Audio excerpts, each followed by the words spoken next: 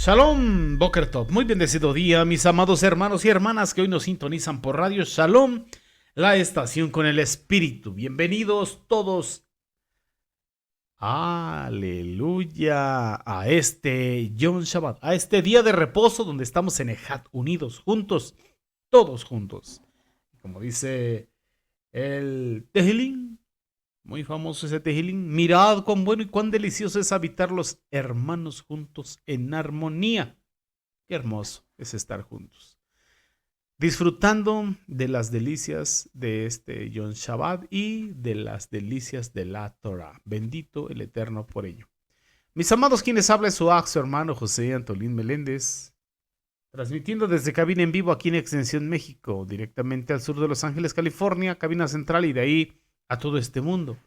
Hoy quiero compartir con cada uno de vosotros mi comentario a la parashá de esta semana, que se intitula Ki atem obrim het hayarden.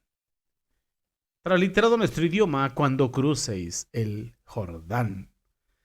Esta porción está compuesta por lo que es el libro de Bamidbar, Números capítulo 35, del verso 9 al verso 13 del capítulo 36. Y bueno, mis amados, estamos terminando de estudiar el libro de Bamidbar, Números. Otra porción la tenemos en Josué, en el capítulo 20, versos del 1 al 9, bendito sea nuestro abacados. Y también tenemos otra porción en Tehilín Salmos 123. Y también tenemos ahí lo que es el Brit Hadashah, en el pacto renovado, en lo que es la Besora de Yohanan, capítulo 4, versos del 1 al 45. Aleluya. Bendito, bendito sea el Eterno, porque Él es bendito por los siglos de los siglos. En el nombre del Mesías Yahushua, amén, amén. Aleluya. Y bueno, quiero invitarle que vayamos a ir rápidamente a su Sefer Torah, al libro de Bamidbar, Números, capítulo 35, verso 9, que es donde comienza nuestra parashá. Y la vamos a leer en el nombre del Mesías Yoshua. ¿Y qué nos dice ahí? Vamos para allá rápidamente. Y dice, habló Jehová a Moshe diciendo, dile a los hijos de Israel, cuando crucen el Jordán a la tierra de Canaán, designarán para ustedes mismos ciudades que serán ciudades de refugio para ustedes, a las cuales cualquiera que mate a alguien accidentalmente pueda huir. Estas ciudades serán un refugio para ustedes. ¿De quién se tenía que refugiar? Mire, del pariente más cercano de la palabra muerta. ¿Por qué? Porque puede que de otra manera venga la muerte, él haga venganza a la muerte de su pariente, matando al que lo mató antes de llegar al juicio delante de la congregación.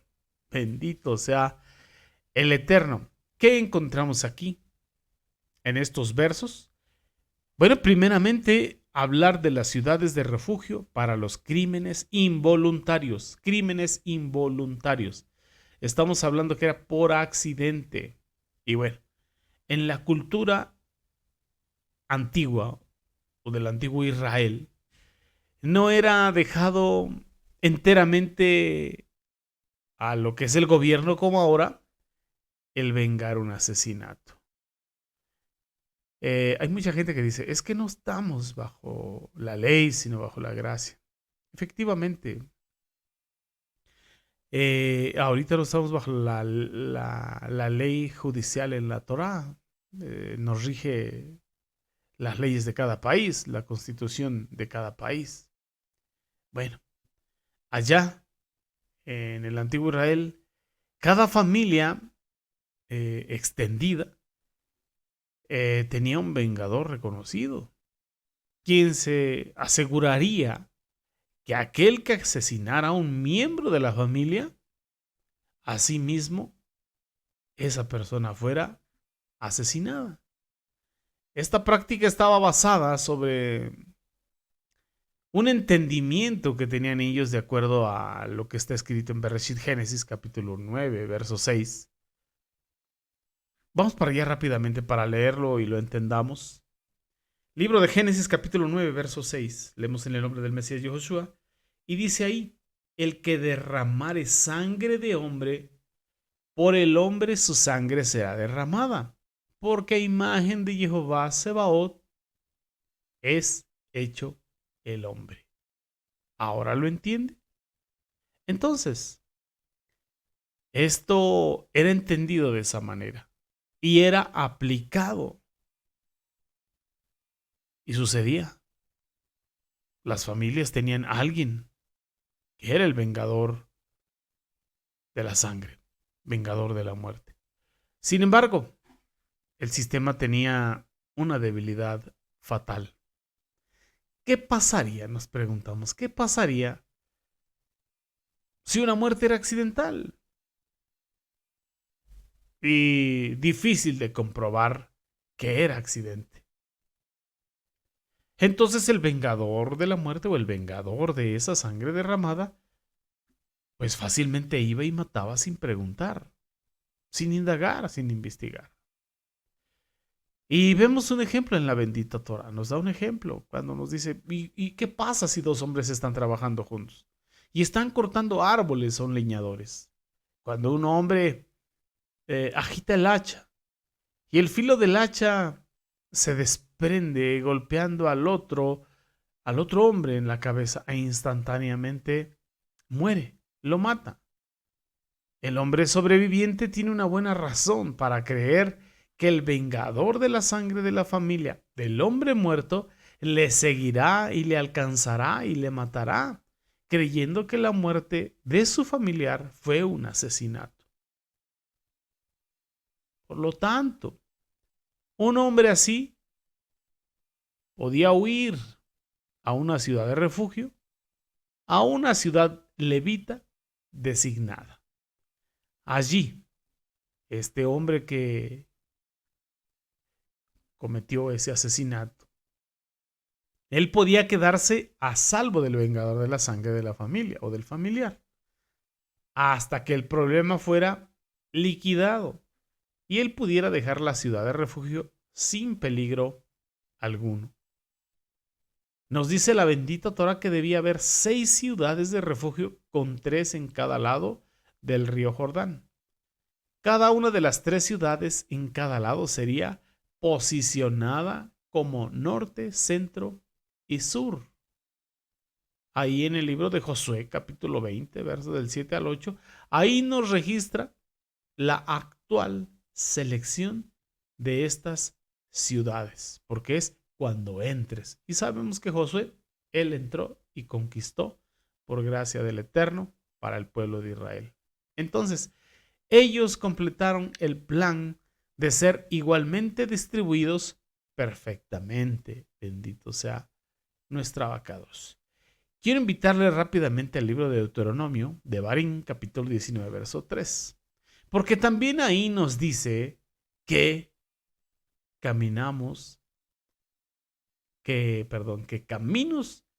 adecuados debían ser construidos y mantenidos para estas ciudades de refugio.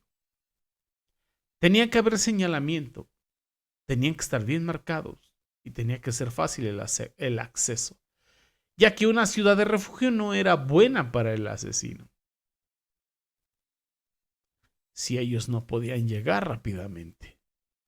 Tenían que llegar rápidamente. Eso significaba que las ciudades estaban cerca de todos. Nadie estaba muy lejos de una ciudad de refugio. Y esto era importante cuando el vengador de la sangre le perseguía, porque no le alcanzaba. Y ya dentro de la ciudad no le podía tocar. Bendito sea nuestra abacados. Así que cualquiera, un extraño o un ciudadano de Israel que necesitara encontrar protección en las ciudades de refugio, lo encontraría. Su protección no era limitada solamente para los hijos de Israel. Bendito sea nuestro abacados. Para el verso 16 al 21 nos habla sobre los asesinatos. Sobre los asesinatos. Porque de manera significativa, la bendita Torá hace la clara distinción entre lo que es matar y lo que es asesinar. Todo asesinato es matar, pero matar no es siempre asesinar.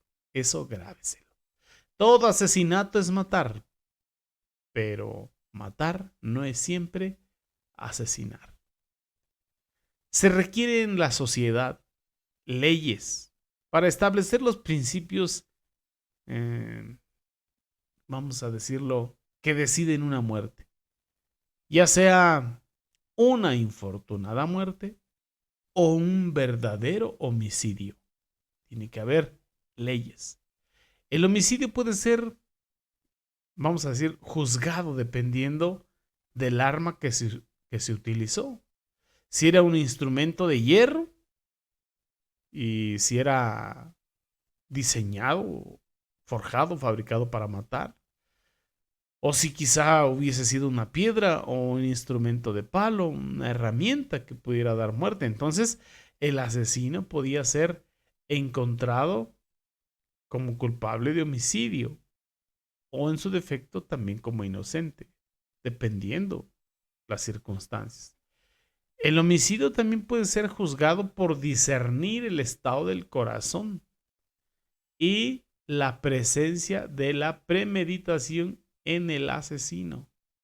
Si el asesinato sucede por acechanzas o si el asesino llega en enemistad, puede ser juzgado como homicidio. Entonces, asesinar es cuando se lleva alevosía y ventaja, premeditación, cuando se maquina, cuando se planea. Y matar puede ser en defensa propia o en accidente. Y no entra en esa categoría exactamente como un asesinato doloso.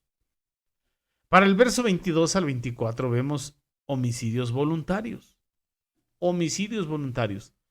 Si había la ausencia de intento de homicidio, premeditación, o si la muerte era claramente accidental, entonces el hombre no era culpable de asesinato y no podía ser entregado al vengador de la sangre. A ambos lados de la historia debían ser tomados en cuenta. El juicio no debía ser hecho sobre la base meramente de un solo lado de la historia.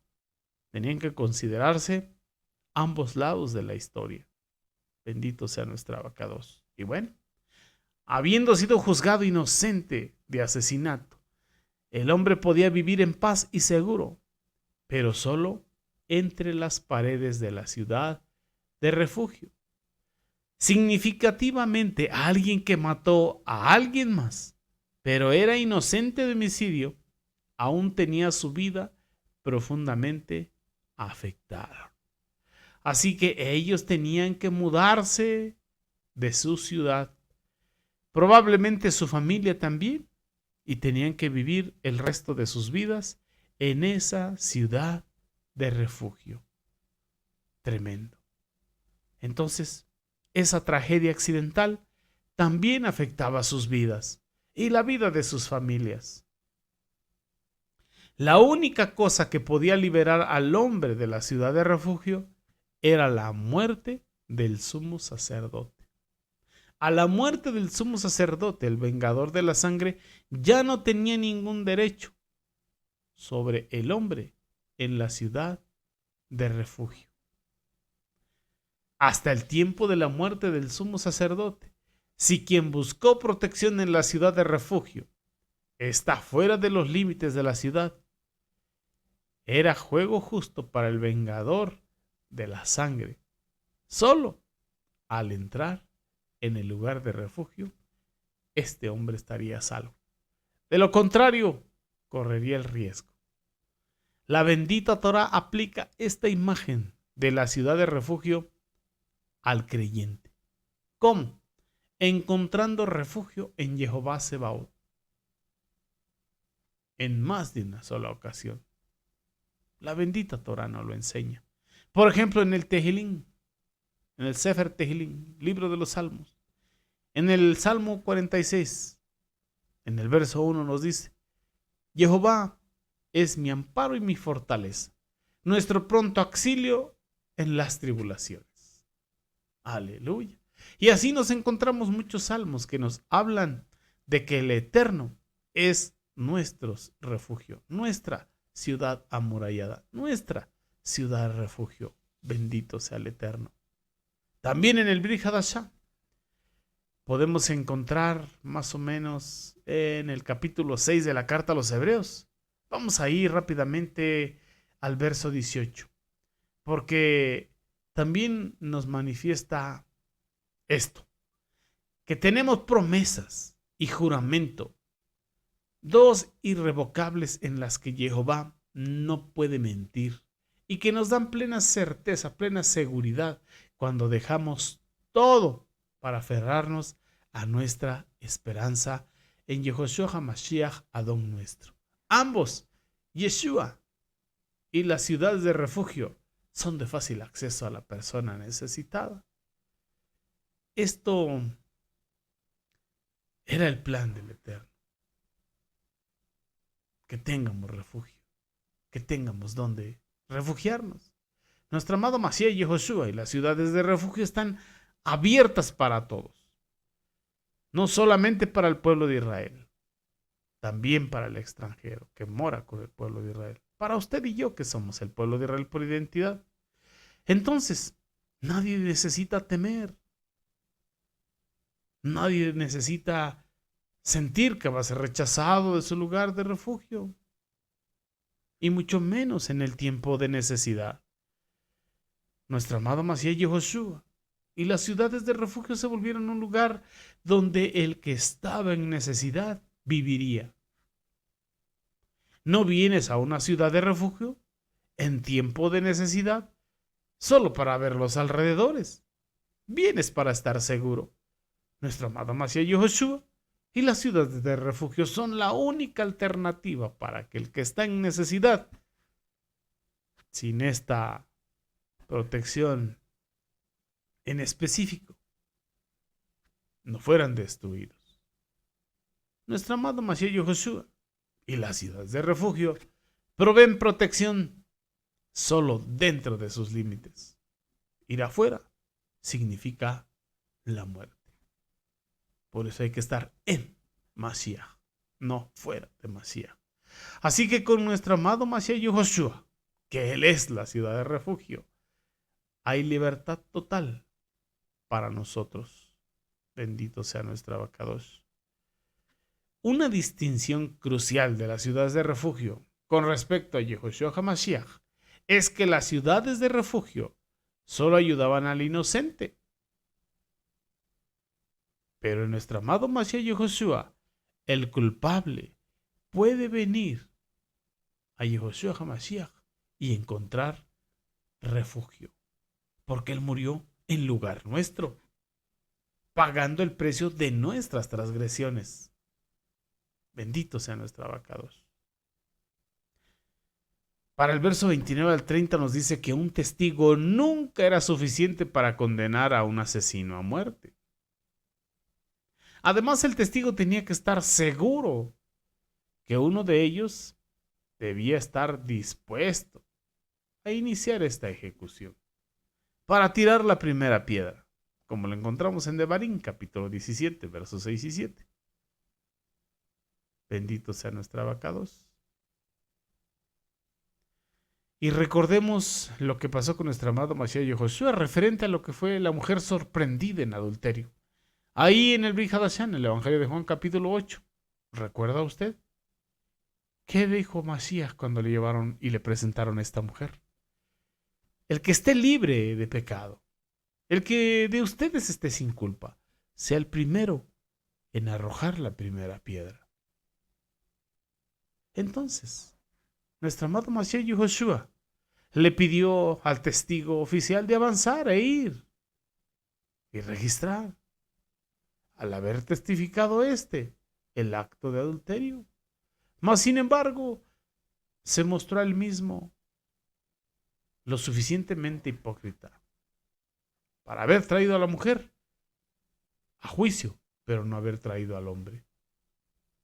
Y en este tiempo nosotros podemos consolarnos que nunca juzgaremos a alguien como culpable de homicidio tan rápidamente, sin la evidencia apropiada. Pero, ¿qué tan seguido asesinamos la reputación de alguien en nuestras propias mentes o en las mentes de otros sin testigos? Solamente nosotros solos. Jehová Sebaot se preocupa por el asesinato de reputación, así como por el asesinato físico. Por eso Él ordena, ahí en lo que es primera carta a Timoteo, capítulo 5, verso 19, contra un anciano no admitas acusación, sino con 2 o 3 testigos. Entonces nos damos cuenta, podemos ver, ¿qué vemos aquí? El mismo estándar como para probar el asesinato. Primera de Timoteo 5, 19. No dice, excepto de 2 o 3 rumores. Dice, sino con 2 o 3 testigos. Si un asunto es falso, no se vuelve verdadero porque muchas personas lo escuchen o muchas personas lo repitan. De ninguna manera. Si alguien era culpable de asesinato, ellos no podían hacer una restitución monetaria en lugar de su vida. No se podría. Así que el principio de Génesis, capítulo 9, verso 6, ahí nos sostiene: el que derrame sangre de hombre, por el hombre su sangre será derramada, porque a imagen de Dios fue hecho el hombre. Esto nos refleja un principio muy importante. El dinero no puede reemplazar la justicia por un asesinato. En algunas otras veces una recompensa monetaria, claro, satisface la justicia, como lo podemos ver en Éxodo capítulo 22, verso 4. Un ejemplo. ¿Qué encontramos ahí? Nos dice que si alguien fuere hallado con el hurto en la mano, con lo que hurtó o robó, y lo tiene vivo, sea un buey, sea un asno, sea una oveja, pagará el doble. Pero en otras ocasiones, esto de pagar con efectivo no funciona y no debe ser ser usado como un reemplazo de la justicia del Eterno. No opera de esa manera. Los asesinos no juzgados amancillan a una nación.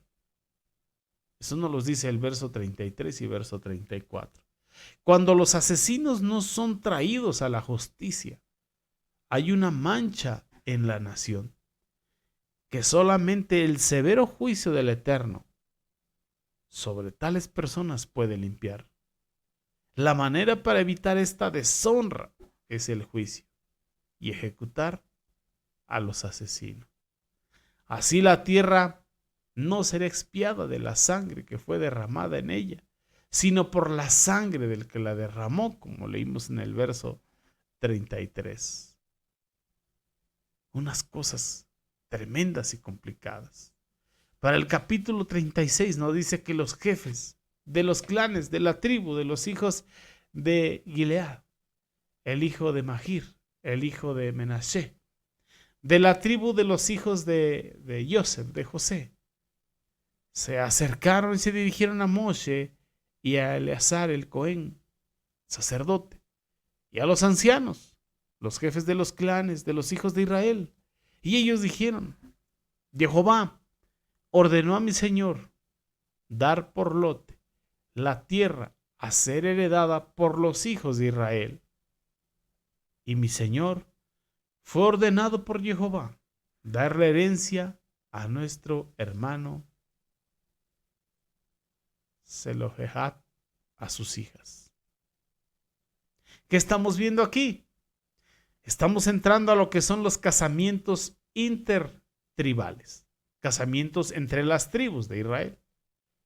Entonces aquí podemos ver en este pasaje una referencia que nos lleva de vuelta al capítulo 27, del verso 1 al 11, donde las hijas de Zelofehad estaban preocupadas porque la herencia de su padre se desvanecería, porque no había hombres en su familia.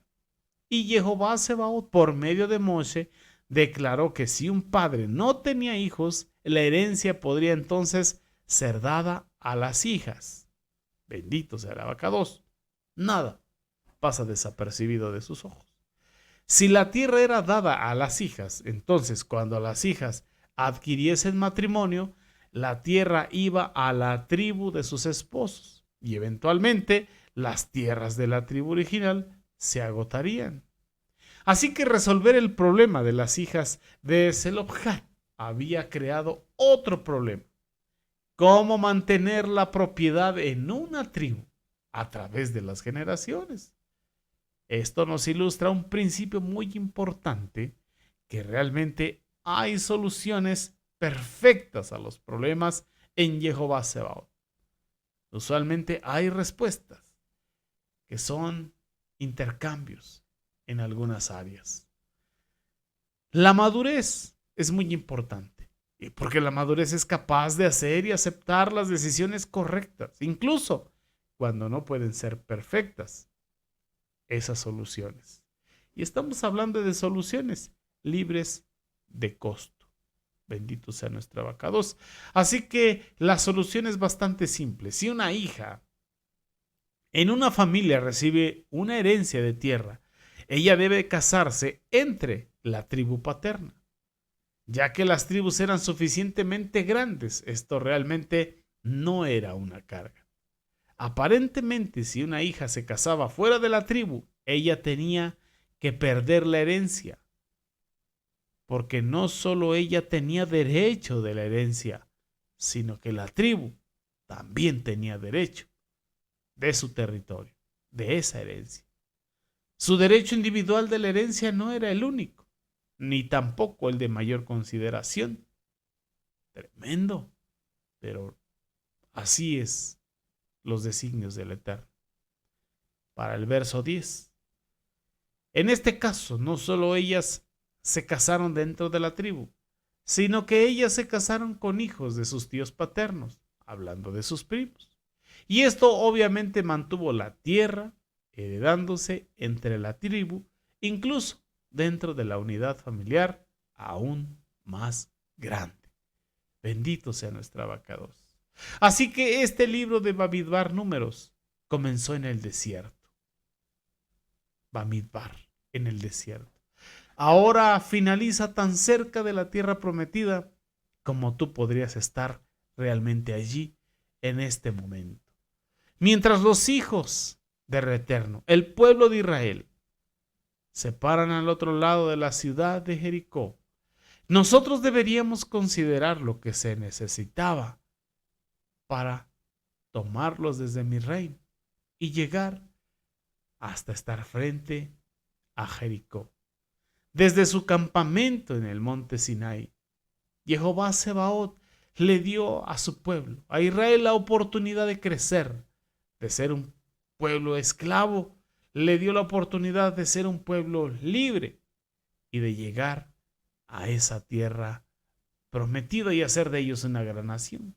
Jehová Sebaot les enseñó cómo ser ordenados, organizados, limpios, separados, apartados, santificados, bendecidos. Cómo dar. Y también les estuvo recordando lo que es la liberación de haber estado en esclavitud. Les dio la presencia divina con la Shekinah, la nube de gloria, la columna de fuego, la columna de nube. Y recibieron las herramientas para avanzar hacia la tierra prometida.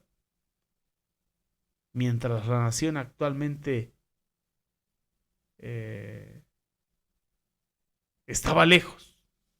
Ellos partían del monte Sinaí para entrar y conquistar. Pero resultó que se encontraron a sí mismos, luchando contra su carne, con los deseos de su carne. Asesinaban, se quejaban, se rebelaban, fornicaban, se equivocaban. Sobre todo fallaron en entrar a lo que Jehová Sebaot había establecido antes sí que tenía que ser por emuná. Y una generación de incredulidad fue condenada a quedar postrada en el desierto. Y Jehová Sebaot guió a la nación más o menos por 38 años en el desierto, con mucho movimiento, pero con poco progreso. Casi la misma cantidad de habitantes que salió de Misraim es la misma cantidad que entró en la segunda generación a la tierra prometida. Continuando con más rebelión y murmuraciones, pero esencialmente esperando hasta que la generación de incredulidad muriese y una generación dispuesta a tener emuná, bitajón, confiar en el Eterno, pudiera entrar, pudiera desarrollar madurez, emuná, confianza, entrar y conquistar. Bendito sea nuestra abacados. Y entonces, por analogía espiritual, muchos hijos del Eterno, miembros de la Keilah, quedan postrados en el desierto por no confiar en el Eterno, por no tener emuná en Él. Y muchos no entran a su reposo. No pueden disfrutar de la era del Mashiach, de lo que el Eterno ha determinado como herencia.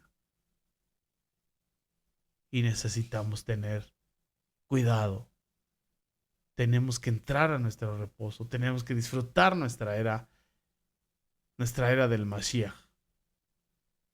Y también les toca ver como evidencia, por falta de emuná, sentir la presencia del Eterno lejos. Y entonces caen en transgresión y cometer actos pecaminosos en obras de la carne.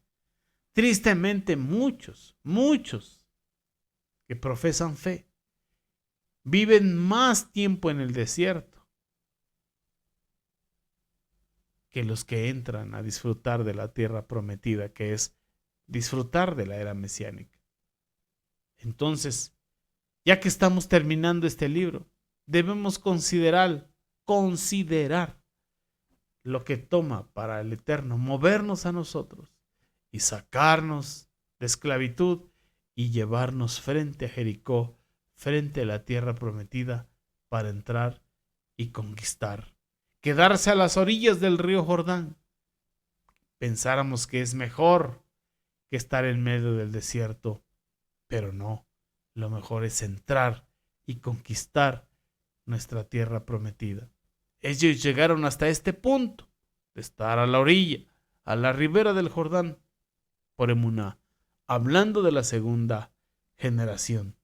Pero va a hacer falta emuná para cruzar el Jordán y conquistar la tierra que el Eterno les concedió. ¿Qué se necesita? Emuná.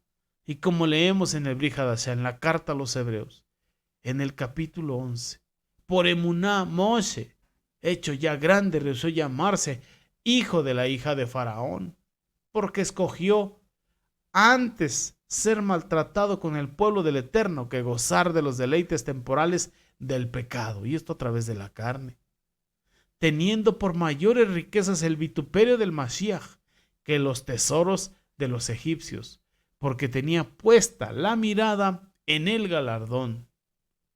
Por la emuná, Moshe dejó Egipto, no temiendo la ira de Faraón, porque se sostuvo como viendo al invisible. Por la emuná celebró Pesaj y la aspersión de la sangre, para que el que destruía a los primogénitos no los tocase a ellos. Por la emuná pasaron el mar rojo como por tierra seca, e intentando los egipcios hacer lo mismo, fueron ahogados. Bendito sea nuestra abacados. Así que la emuná, y por la emuná los hombres, como Abraham, un hombre que ya estaba casi muerto, de él salieron como las estrellas del cielo en multitud y como la arena innumerable que está a la orilla del mar. Conforme a esa emuná, murieron todos estos sin haber recibido lo prometido, sino mirándolo de lejos y creyéndolo y saludándolo y confesando que eran extranjeros y peregrinos sobre la tierra. ¿Por qué? Porque lo que esto dice claramente dan a entender que buscaban una patria, no esta, sino la celestial, y es la misma que usted y yo esperamos. Entonces, conquistemos. Se necesita emuná. Vayamos adelante. Y tenemos nuestra ciudad de refugio. ¿Quién es? Nuestra ciudad amurallada. ¿Quién es? Yehoshua HaMashiach mismo. Aleluya. Que el Eterno te bendiga, que el Eterno te guarde. Continúa conectado escuchando las enseñanzas hoy en este día de reposo por Radio Salom, la estación con el Espíritu. Quien te ha hablado es tu hermano José Antolín Meléndez, de aquí de la República Mexicana. Y bueno, mi deseo es que estés bien, que tengas un excelente Yom Shabbat y con la ayuda y el favor del Eterno, nos vemos el próximo Shabbat. Amén. Leí Raot. Hasta pronto. Amén.